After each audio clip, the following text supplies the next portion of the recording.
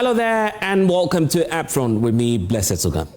The Ghana Cedi is experiencing a relative stability in the last few days. While some are attributing this to the new fiscal policies of the government, there are others who are sharing a different opinion, including the likes of the minority leader, together with some who belong to the NPP side, saying that the appreciation of the Cedi may be artificial or short-lived.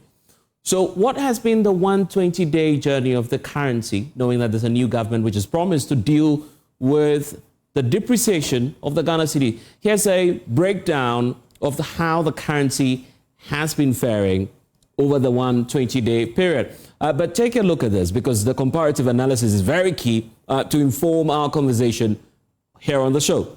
So the first bar graph you're seeing is giving you a sense of what happened in the first quarter of 2024 when President Akufo-Addo was running the government, right? 7.70% was the level of depreciation of the Cedi in that same first quarter of last year. Comparing that to what's happening now in the first quarter of this year, you see a relative slightly, well, or if it's your view, a major difference of what's happening now, 5.30% in terms of the depreciation of the Ghana Cedi in the first quarter of 2025 with the new John Dramani Mahama-led administration. That's what's stoking the conversation. Because take a look at the trajectory in the next, slide we're about to show to you, painting that picture. You see the trajectory way from, the previous years where the Cedi was somewhere around 11.8 as of the beginning of 2024 to where it tipped off in 2024, and now where we are in terms of the very early stages of 2025. So 11.8 at the start of 2024, 16.42% was where it went to, very alarming rate, causing the then government, including the likes of the then vice president, also flag bearer of the New Patriotic Party, Dr. Mahmoud Bawumia, then initiating a number of policies such as the gold for oil deal and other fiscal policies targeted at increasing our reserves and also allowing liquidity to flow just to manage the figures. But that didn't work as astronomical levels, where of course the expectation was that at that 16 level would have dropped sharply and to have a relatively stable Cedi just where we left off in 2024 at the start of the year of 11.8%. And that's why you look at somewhere at the start of this year, 2025, we're dealing with an exchange rate of about 1 Cedi to about 14 plus US dollars as of the start of this year. So specifically the 2nd of January, 2025. That's been the picture ever since, of course, John Dramani Mahama took off. And you see ever since that period, within January, that the government had some challenges in terms of steering the affairs of the Cedi, because relatively there was a marginal increase in the performance of the Cedi by a Cedi, right? An additional US dollar. So the 14.75 you see there was a marginal increase at some point when John Dramani Mahama took over, raising the points to somewhere $1 to one Cedi to 15.5, US dollars. That was the range that we were dealing with in terms of the exchange rate at some point within this 120-day framework of the John Dramani Mahama administration. But in the last few days, there's been talk about what we're experiencing now. 13.45 is that magical drop that we're looking at. And if you're compounding all of this, the Cedi's performance is now at, quite an appreciable level of some 8.53%. in terms of the level of appreciation we're seeing just this year alone in a 120-day period when John Dramani Mahama took over office with a promise of a social pact of 120 days to deliver on some of these key promises. So that's giving us a sense of what's happening to the Cedi. And the Cedi has been instrumental to the politics of this country and ultimately, for many who would care to say, the elections that we've seen. So see that, magical, if you want to call it as such, drop in the US dollar relative to the Cedi, or if you want to reverse the trend, the appreciation of the Cedi, if you want to call it as such. So from 15, now John Dramani Mahama's administration is experiencing a forex of 1:13 plus. So that's where we are living off in terms of what's been happening to the Cedi. And it's stoking conversation with opinions divided as to whether or not this is short-lived or if there's a long-term impact on the economy and possibly why. And all of this is happening. Divided opinion, but it's a good time to have the conversation because Dr. Kwesi Nyame-Beefi is a lecturer at GIMPA, a senior fellow, joining us from the Institute of Economic Research and Public Policy. Professor Godfred Bobkin is with the University of Ghana Business School. He is also joining us. And the economic advisor at the Office of the Vice President, Professor Sheriff Mahmoud Khalid, will also be having his take on what's happening to the currency. Professor Bokpin, I'd like to start off with you because, of course, you're engaged in some other activities, and the reason for which I had to drag you into the conversation, obviously, was because of your, cursory assessment of the currency since late last year, where you were raising a number of concerns. But are you surprised at what's happening to the Cedi now?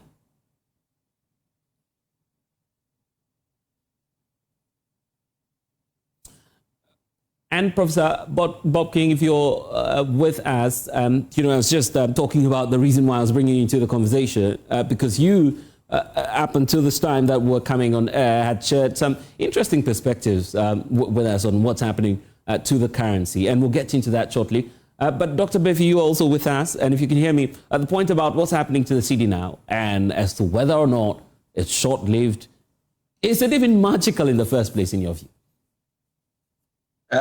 Good evening to you, my brother, and good evening to all your listeners.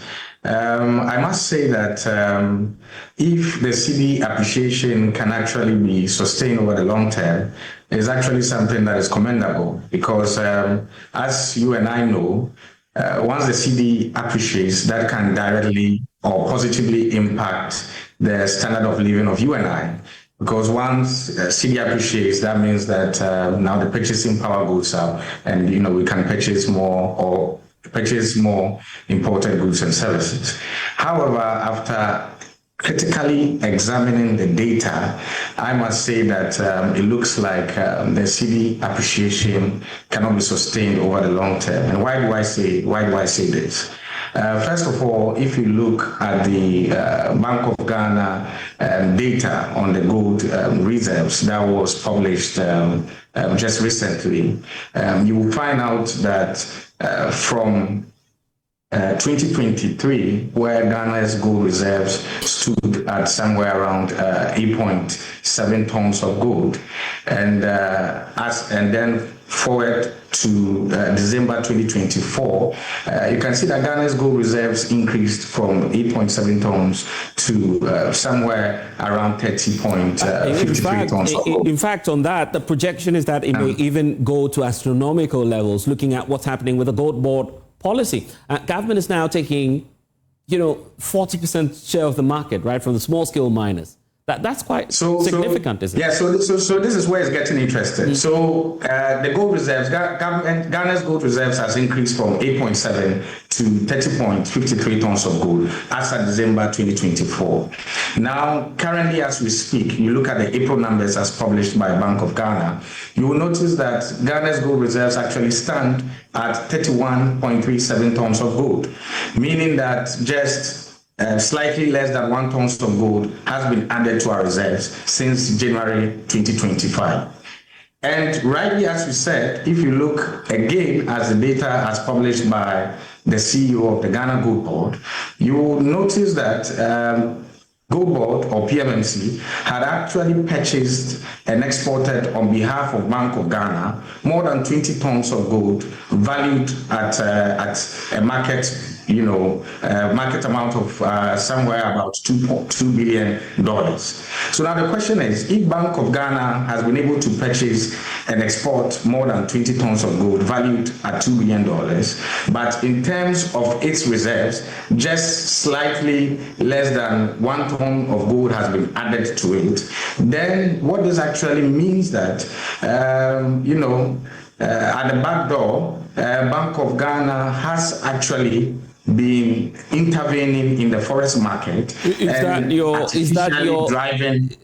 artificially driving down the value of the dollar. Is that your interpretation of what's happening? That's my interpretation. To be fair, the export of gold is not entirely injurious to the country, is it? There's going to be forex.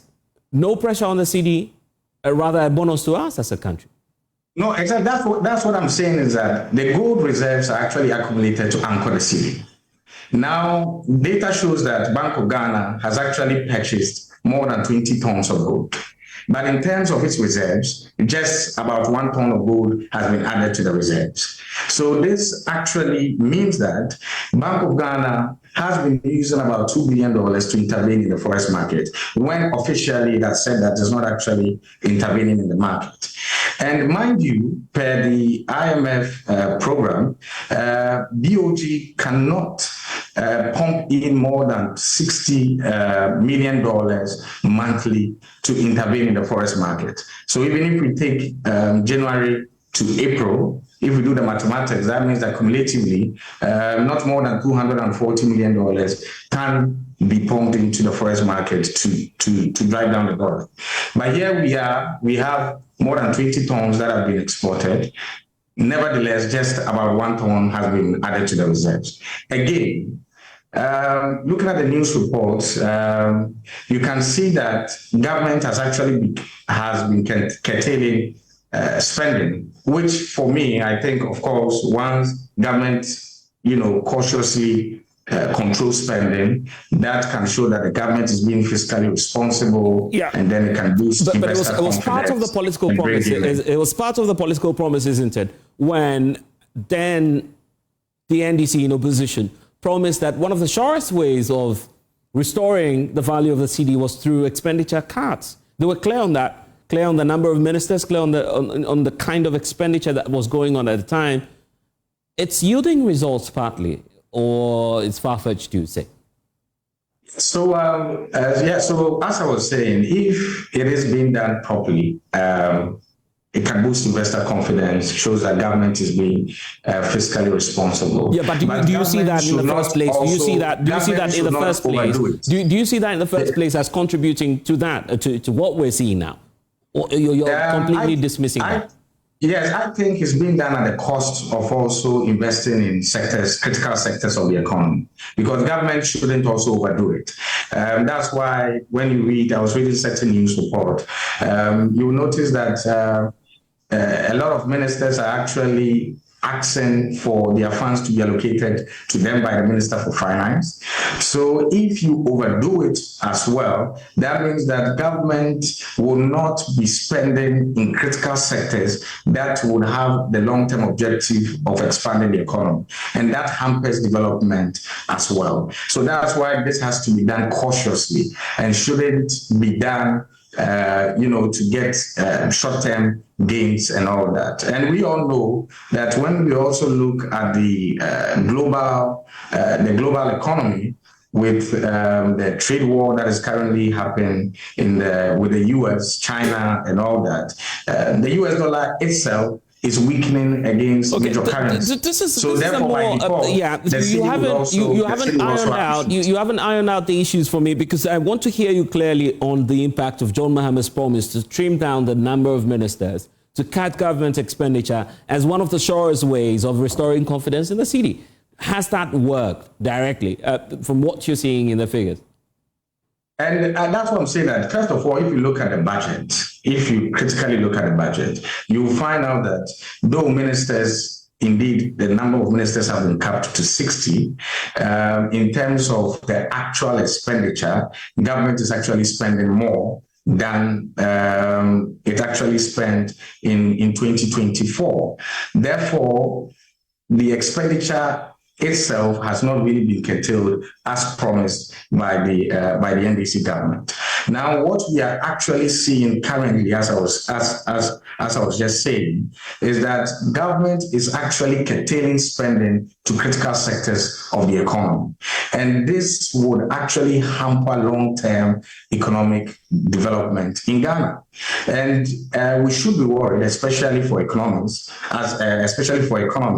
when the IMF is now even projecting that our GDP growth rate that we targeted at 4.4% should actually be reviewed downwards. So to answer your question, what we are seeing now is going to hamper development. And in terms of actual spending, this is much more than it was in 2024. How about public sentiment? Because the sentiment is we're spending too much on our government officials. So if the government is doing that and you're saying there's an impact likely on the economy, so be it. What's the concern about critical sectors of the economy?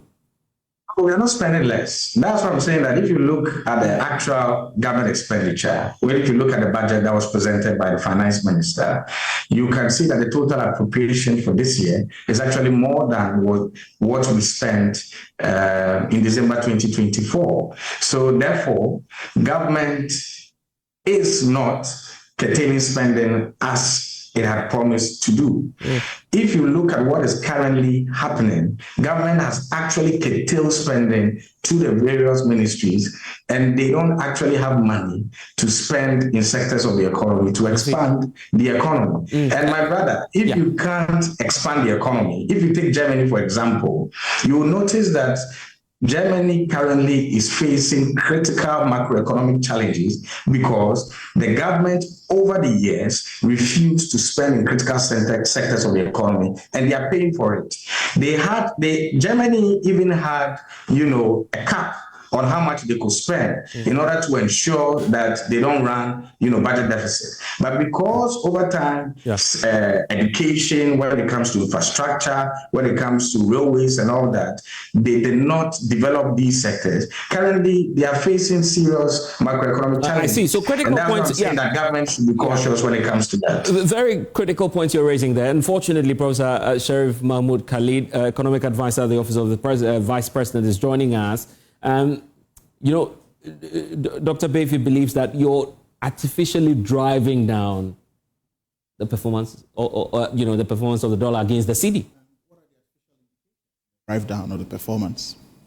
What are they? So you're cutting expenditure. Critical, sectors are suffering as a result of that. He says cutting expenditure is an artificial creation. It's an internal control, as far as you're concerned. You're just playing to the gallery. I guess that's the concept. No, which gallery is it? Because what the government is doing is to ask for discipline, prudent spending, among other issues. If such a measure is being put in place in a government, it does reflect responsibility.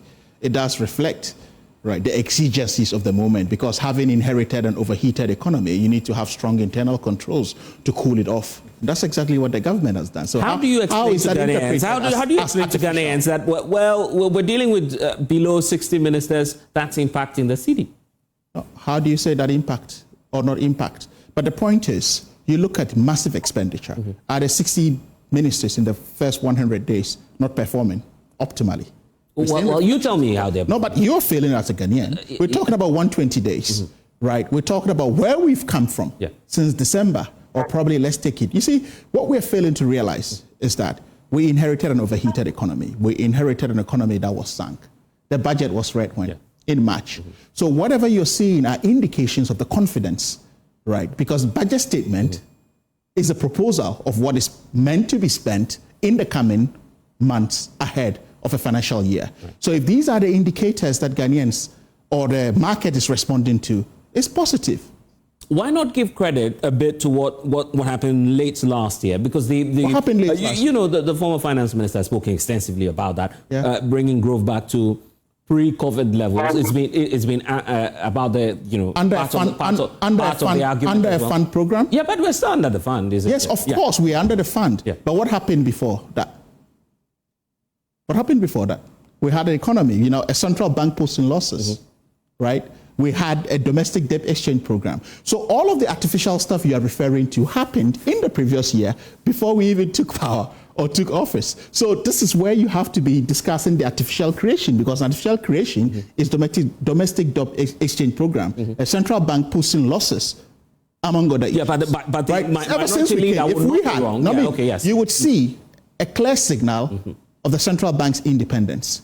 You see a clear signal of voting much confidence into the economy from, internal controls at the executive arm of government, rolling out new programs and policies. And these are the indications that markets respond to. For instance, the minority leader would not be wrong when he says that you've not made... you're siding with the minority leader already? I'm asking because it's a question, right? Okay, go ahead. I mean, you're talking about what prevails now. And it's a fact that government hasn't made any, and just Dr. Bevi was saying that, made any significant commitments to capital expenditure. You haven't done that. There's no pressure on the Cedi as of now. No, when you say significant commitment, how much? A big ticket item. All you're doing is to contain yourself to create the impression that the Cedi will we're speaking contextually here. So when you talk about capital expenditure, in the last budget, that's where we need to pick it up from, right? What are the headline allocations to capital expenditures? If these have been indicated in a budget that was read with March, how do you then say we have no commitment to capital expenditure? They're big ticket items in the budget that could be pointed out to say these are capital expenditure that the budget for 2025 is committing to. So how then do you move away to say they've not been? It's just a government trying to contain itself. And we're talking about a 5-month-old government. You see, one thing we are forgetting is that we still keep treating the government as though it's a 5-year-old or 8-year-old government. Maybe you caused that. You promised the how did we cause facts that you set things rolling. Let us really or truly contextualize these things. I mean, any government would say they're having a honeymoon whatsoever, but we are not. We've cracked the whip right from day one. You found commitment. You have a president who stands before the people of Ghana, going after his own appointees and say, look, you ought to declare your assets. If you don't do it, A, B, C, D, there will be consequences to that. He's launched a code of ethics and conduct among public officers and appointees. These are signals a market expect. These are signals citizens expect. So if we've inherited, mind you, we don't even have, the headroom to borrow or to go back to the financial markets. This is how squeezed we are. So I think we should be discussing how even squeezed we are as an economy and give credit to the Atufos and Mahama economy. I see. Dr. Befi, do you buy that? The fact that, they're squeezing themselves as a government? I think, first of all, my brother, reading, a JoyNews report, and this was a report from the governor of the central bank.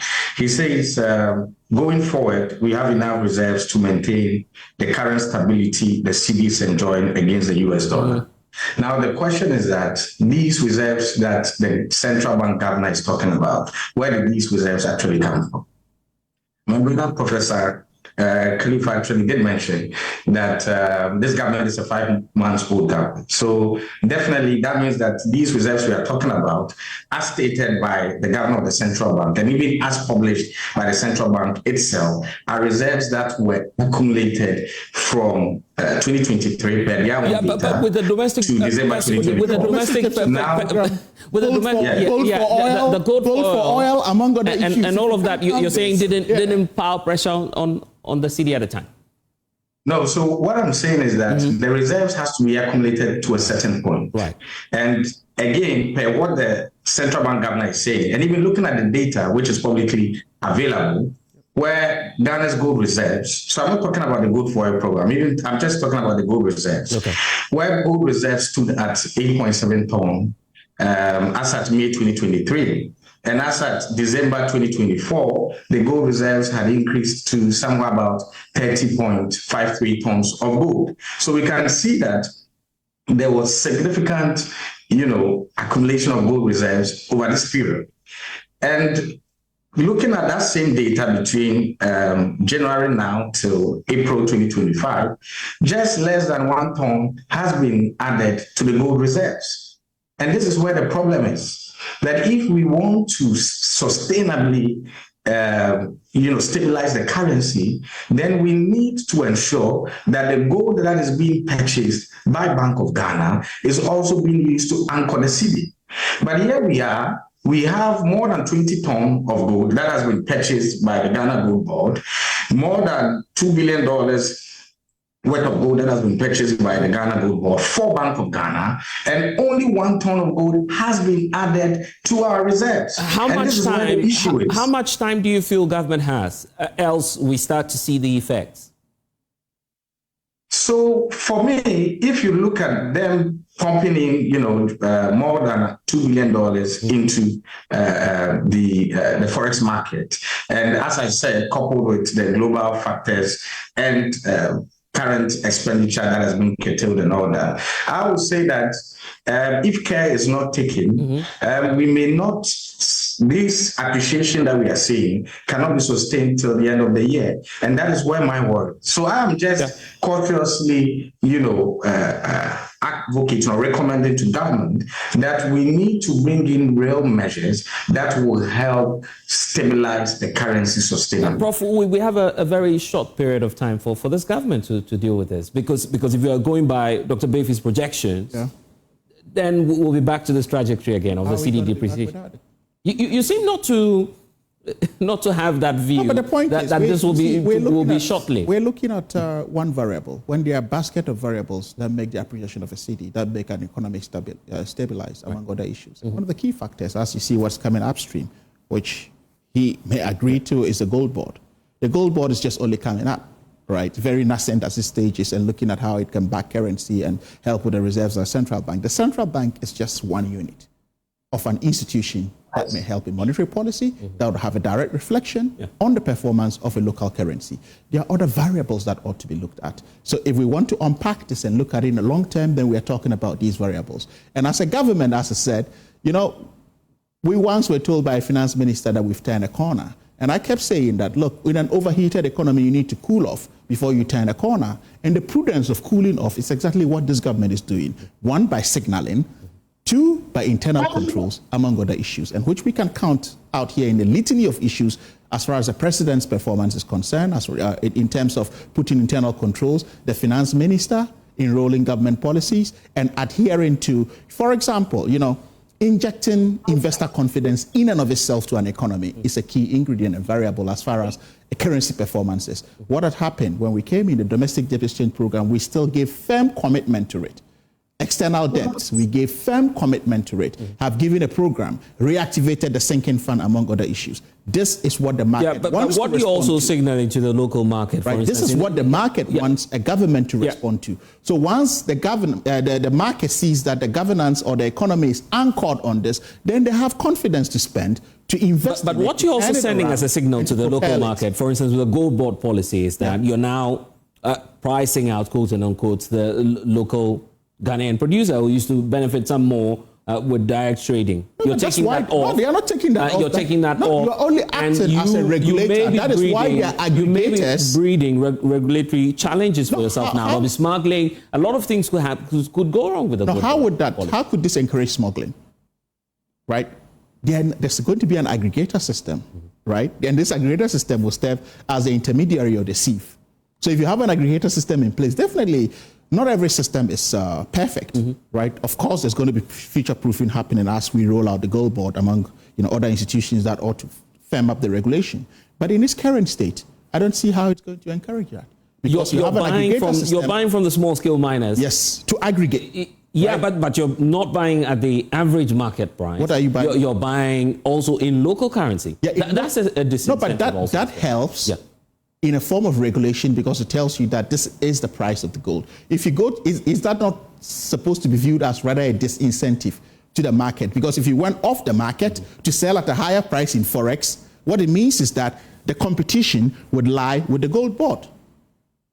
View it that way. Well, that's your perspective. Yeah, yes. Because the incentive. Right, so I don't know why you are rather seen as a disincentive. If I'm selling directly, you're getting much more Forex for that. But the point is that... Yeah, I'll be personally benefiting some more from the transaction. What transaction are you benefiting from when there's an aggregator, right, that allows that A, B, C, D would end? The risk of not being part of the aggregation system in and of itself will not allow people to join that. So that's why regulation is key here. Okay, Dr. Befi, the point about gold board and how government is handling it, for Professor Sharif, the point is there will be incentive, there's an aggregator, and of course, then you have the impact on the Cedi. That could also extend the lifeline that we're seeing now and the trajectory of the Cedi. That's, it will be sustained, obviously, because government would have purchased some more gold. Of course, that's going to be long-term anyway. Yeah. As a long-term, yes. Yeah, that's right. going to be long-term. I think if it does actually work the way my brother Prof is saying, then that could be it. But actually looking at the way the mining sector actually works, in terms of when you look at the mining that currently happens in Ghana, you have private people bringing in their money to invest into the mining. So once the gold actually comes, you get people buying the gold there and then. It's a cash and carry system. So now we have a government agency now saying that we have complete monopoly over the gold, and not only are we going to buy the gold at market rate, but we're actually going to buy the gold at an interbank rate. So my brother, even with cocoa, we have people smuggling it. So just imagine with gold, that which investor is going to invest into the gold? And once he has the proceeds, you tell him that we are not going to buy the gold at market rate, but you're actually going to buy it at an interbank rate. This would naturally result into increased smuggling. And if care is not taken, the gold sector or the gold that we want to use to anchor the city, and even the legal mining sector that we also want to help, help drive the economy, if we are not careful, we are going to encounter serious challenges. I am of the firm belief, after critically looking at the gold board bill, that it has to be reviewed. I believe it was rushed, and I believe that they should have done more stakeholder engagement and consultation before going ahead with it. Because if we are not careful, this investment that we are seeing into the mining sector is going to reduce significantly. Smuggling is going to go up, and what we are actually seeing in terms of the revenues from gold proceeds and all that, we are not going to get these proceeds, and this is going to hamper economic growth. That's a big fear there. And I'll be coming back to you to find out what should change about the gold board. But Professor Godfrey Bokwe is also joining the conversation. He's a professor at the University of Ghana Business School. Prof, we're talking earlier about what's happening to the city, and you have quite an interesting perspective on this. But share that with us. Would this be a long-term issue, or what's happening to the city? Very much. Good evening, and good evening to our cherished listeners and viewers. Yes, I think that I will go for caution. We should not be looking at the exchange rate from political point of view, so that we attribute whatever is happening to the city to a political party or otherwise. That itself is not good for us. This is an economic issue. We should look at it from that perspective. Otherwise, we may be driving the rate down, but the question is the sustainability of it going forward. Prof, can we really decouple fiscal policy from what's happening now? We should work towards that end and allow the technical people and the technical institutions to deliver on their mandate, so that whether there is a change in government or not, there is predictability and stability. That is what we talk about under building institutions, so that the central bank, regardless of which party is in power, takes responsibility for what is happening to the currency, and there will be no drive to try to maybe cause an artificial appreciation or depreciation or otherwise solely to achieve a political end. Because the reasons people invest in this economy may not have much to do with which party is in power or otherwise. And when people are suffering, it has nothing to do with maybe party color or so. So that is the point that I think we should look at it from. Then again, we want to look at what is it that is driving this. Now, you ask yourself whether since this government took over, there has been any or many transformative interventions in the economy, in improving the fundamentals of the economy, which is anchoring this relative appreciation. The answer will be no, and that is where you want to be careful. And when we talk about the fundamentals of the economy driving exchange rate dynamics, you are looking at whether there is real improvement in the real sector of the economy. What is the real sector of the economy? Has there been considerable improvement in agriculture in terms of even budgetary allocation to agriculture, agribusiness, agro-processing, well, we've seen some progress in that area, but it's not transformative. In fact, the results of whatever intervention in those areas are yet to reach the market and translate to price, to drive down price. Then you're also looking at industry.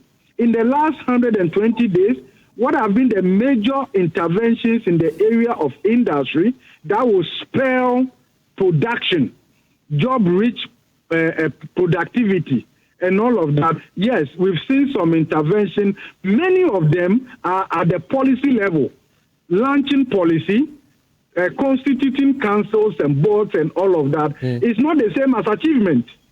It's not the same as achievement. Then you want to look at service sector. What interventions have we seen in those areas? So if you look at it from then again, the real sector is just one aspect of the fundamental of the economy. You're also looking at maybe fiscal side. Fiscal side, I would say the president has checked the box to a large extent. Also because of the shock therapy that has been applied to the economy. If you see, in fact, it's the first time in a long time that Ghana has implemented what we call expenditure-based fiscal consolidation. So if you look at the 2025 budget, we had to shrink expenditure by, in nominal terms, by more than 10 billion cedis, as against last year's figure. So we had to do that also to please the IMF so that we can bring back the fiscal anchor, the main indicator for our fiscal anchor is to achieve a primary balance on surplus basis of 1.5% of GDP when the fiscal outturn provisionally from 2024 was 3.9% per the 2025 budget. So to move the fiscal primary balance from a negative 3.9% to a positive 1.5%, the cut in expenditure is very huge. Now, let's see, that cut in expenditure is actually going to affect your ability to allocate sufficiently to the critical sectors of the economy that can generate growth and that can ensure sustainability of the recovery. So you look at budgetary allocation to the Ministry of Food and Agriculture and even all the priority sectors of the economy. So those are the things that you want to look at. Then, of course, when it comes to external balance, I listened to the conversation here, and I agree.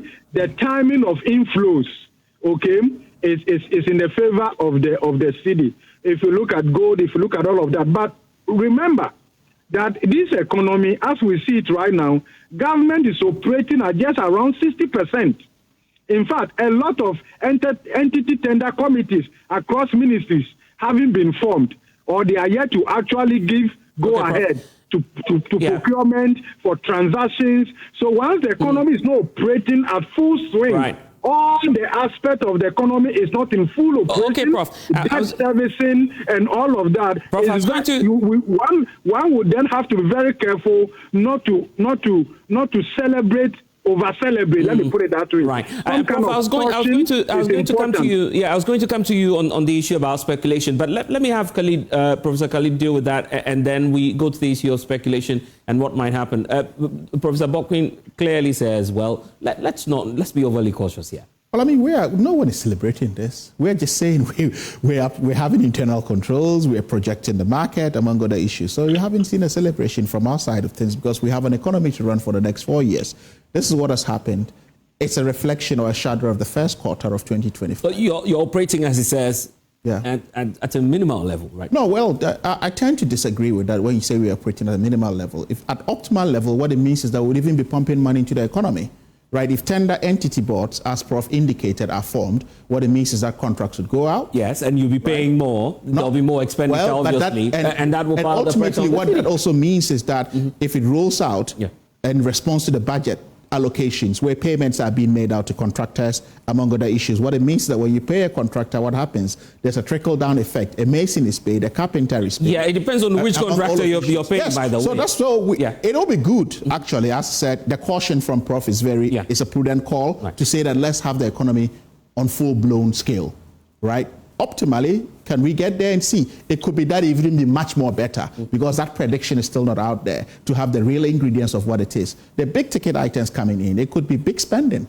And spending in of itself propels an economy. It improves currency stability, among other issues. In the next few years, I embrace that caution, but that caution can also in the next few years, we have more debt obligations to commit to. Yes, thanks to. But then it will also come with the expense. Yeah, of course. Which, more pressure on CDs. So these are things that I keep saying that as a government, prudently, we've activated a sinking fund. We've given real indications of how we are committing to this. Okay? Where kind and cash payments are being activated within the sinking fund to see how we meet all of these obligations. If we were not doing that, then you would find an economy struggling. So I think some credit is deserving of the Mahama Ato Forsen economy, as far as all of these ingredients are concerned. Oh, Prof, you agree? I agree.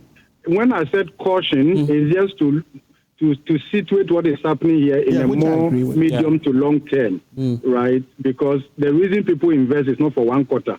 Yeah. It's not for 1 year. Okay, Prof, let's move into the aspect of speculation now, because I'll put that to you and Dr. Befi as well, who's on with us. Let me start off with you, Professor Bokwin. We've seen some videos, of course, some businessmen celebrating what's happening. Some are even predicting that and encouraging more Ghanaians to give up their dollars to, going for the local currency as well. How much of an influence would that have on the economy and by extension the city? The fact that speculation could drive the appreciation up a bit more. Is that far-fetched? We have been here before. Not long ago, there was a drive, especially from the central bank, to drag down the rate significantly. In fact, let's look at even interest rate. Right after the domestic debt exchange, right, there was an attempt to drag the treasury bill rate down significantly to about 15%. So if you see the graph, you will see it, but we couldn't sustain it. So again, you also want to look at it, whether there's alignment with other macro variables and all of that, and then the real exchange rate and all of that. So I will say that, and I've said that before, that if you look at government approach in terms of even borrowing, the fiscal discipline and all of that, it actually reinforces the honeymoon effect of a regime change, which is also working in favor of this government. And practically every pronouncement and every move is to consolidate that. And that is why you see that in terms of speculation and all of that, hasn't taken the adverse part.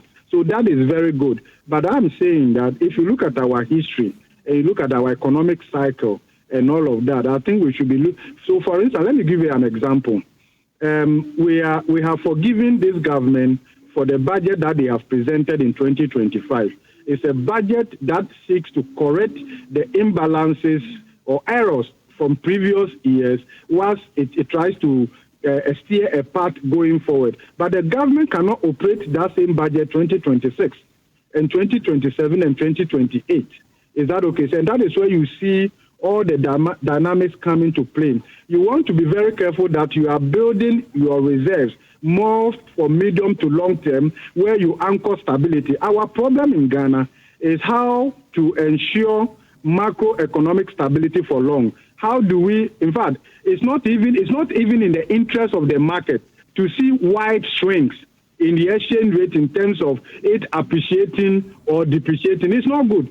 Stability is not the same price over time, but if the change in the price is not so significant to alter the economic decisions of agents and all of that, I think that is what the market is looking for. So the question I get every now and then from people I interact with is how sustainable it is.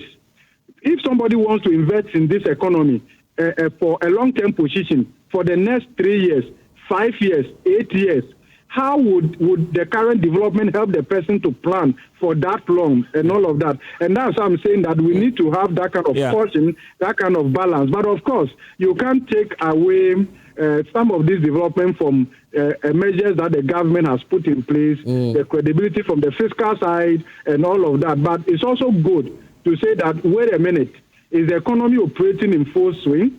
Have we activated all the drivers and all the obligations and the growth drive? Remember, when you are spending it to stimulate growth, And to the extent that this economy is highly financialized with government instruments, with government being priced out of the medium to the long-term end of the yield curve and all of that, the question is, when you start meeting all your payment obligations and there are limited options for people to invest that excess liquidity, the question is, what happens to the stability of the currency? And remember, it is never a good thing all the time when all that the central bank does is mopping up excess liquidity. This economy, our inflation is simply because aggregate demand exceeds aggregate supply. The economy's supply capacity is restricted. If that is the posture, then you rather want to adopt supply-oriented policies. Supply-oriented policy does not coexist with mopping up excess liquidity the way we are doing. Let's see whether this has manifested in the interest rate coming down significantly and extending the maturity profile of lending in terms of private sector and the rest of them. So I think we should be looking at it broadly. But even though, as I indicated, it's a good start, of course, given what has happened in the last 2.5 years, it is fair to say the government has done. And I just want to put that question across to you, Dr. Befi. The point about whether or not Ghanaians are, giving a long rope to the NEC administration, as Professor Bobkin is saying, that this year, as for this year, Ghanaians can, put up with the government, regardless of their expenditure cuts. I keep saying that actually this is the time for government to actually put in place policies that will drive, real sector transformation. And as Professor Bobkin rightly said, that, we need government policies that would transform the agricultural sector, the industry, services, and all that. I think that with all that we are saying, the key word really is, can it actually be sustained? And looking at the data and examining the data, we can say that, or we can say confidently that this can't be sustained over the long term as it is. You seem to be so certain on that point. You've repeated that here on the show ever since we started. Because we need to. That's why I was really happy when Professor Bobkin said we shouldn't over-celebrate. Because we need to look at bringing policies that will transform the sectors. And that is what is actually going to help the economy stabilize over the long term. And how do we know this cannot be sustained? How do we know this cannot be sustained when government is not in full swing or the economy is not in full swing, if we have to put it as that? But actually, that's the whole point. And that is why I kept referring to the data, that if we look at what government has done so far in terms of they've launched quite good policies and all that, but these policies are even yet to be implemented for us to actually feel the real effects. But looking at the numbers now currently, as I said, looking at the gold reserves and even curtailing spending to critical sectors of the economy, which I mentioned and Prof also talked about, you can say that currently the Cedi appreciation that we are seeing cannot be linked to any real policy that is transforming any sector of the economy currently, but due to the BOG intervention, which if care is not taken, we may actually even be going contrary to some of the IMF targets, which says that we cannot pump more than $60 million monthly into the forex market. So that's why I'm just cautioning government that we should look at getting policies so that we can actually sustain the currency as we are seeing it now. Okay, let me give the final word to you. I don't see where this celebration and not celebration is coming from. As far as our reset agenda is concerned, we don't celebrate short-term gains. We have a 4-year economy to run, and that's where our eyes are on as far as the price is concerned. But you see, there's this erroneous impression that is being created as though the purchase of gold, majority of it goes to bullion. No, a chunk of it goes to forex, and that's important. So which is where the gold board plays that critical role. I mean, there's no perfect policy, right? We are on trying to see how we can iron out and drive and cool off an overheated economy, as I did indicate. But then again, we're making a fundamental error by calling for government policy that would have been anchored in the economy. Policy in and of itself as a single ingredient is not what drives an economy, right? The do's and acts of the economy. So when we talk about demand and supply of economy, it is not just hinged on policy. It's an ingredient of items and a basket of indicators that come to play. For a 5-month-old government to start to give these indications, right from internal control, from market indication, giving the seeding back the professionalism and independence that a central bank ought to have, among other issues, by giving confidence into the economy, in and of itself is growth, is sustainability. And that's the bedrock on which any economy would be formed on moving forward as far as the several quarters of the years are. Right. And I think this is where we need to be contextualized and unpacking the issue. Policy or calling for one single policy of a government that will drive an economy is just a minute ingredient of what it is. There are I see. 30 seconds each to all of you. And I want us to wrap up on the gold board because, Dr. Bevy, you are calling for some reforms. Let me start off with Professor Bokpin. Just 30 seconds. What should change about the gold board if they are to, positively impact on the economy? At this level, I've not had the time to look at it critically, but I think there should be some kind of greater communication and transparency and disclosure and all of this. Remember that it's not the first time. The previous government, when they muted this idea of backing the stability of our currency with our gold and all of that, which started with gold for oil, gold for reserves, and all of that. So we've made some progress over the period and all of that. And I think that to some extent, we can anchor our medium to long-term stability. And I think as the person who just spoke before I spoke mentioned that they are looking at it about running a 4-year economy and even beyond. I mean, there's no limitation on the NDC the economy, being in power for more than 8 years or 4 years and all of that. So I think we need to look at the greater stakeholder engagement so that the implementation of the gold board does not undermine investment in responsible mining. I see. Right. 30 seconds to you, Dr. Bevy, on the gold board reforms. Briefly, we need to go.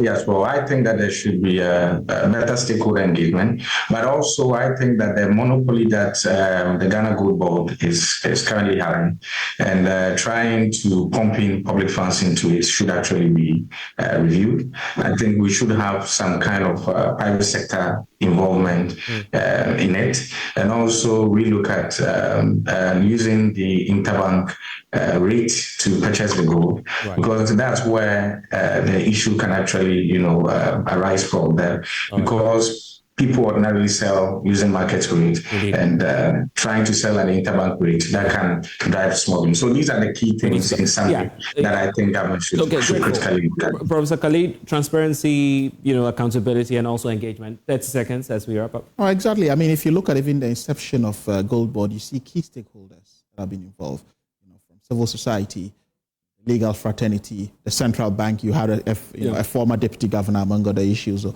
the office of the AG, all involved in it. And you could see that in the litany of activities that have been rolled up in the coming days have been critical to key sector, private sector engagements, among other issues, and gold players. To say that this is going to be an isolation of a government machinery would be erroneous, because the gold players are private sector.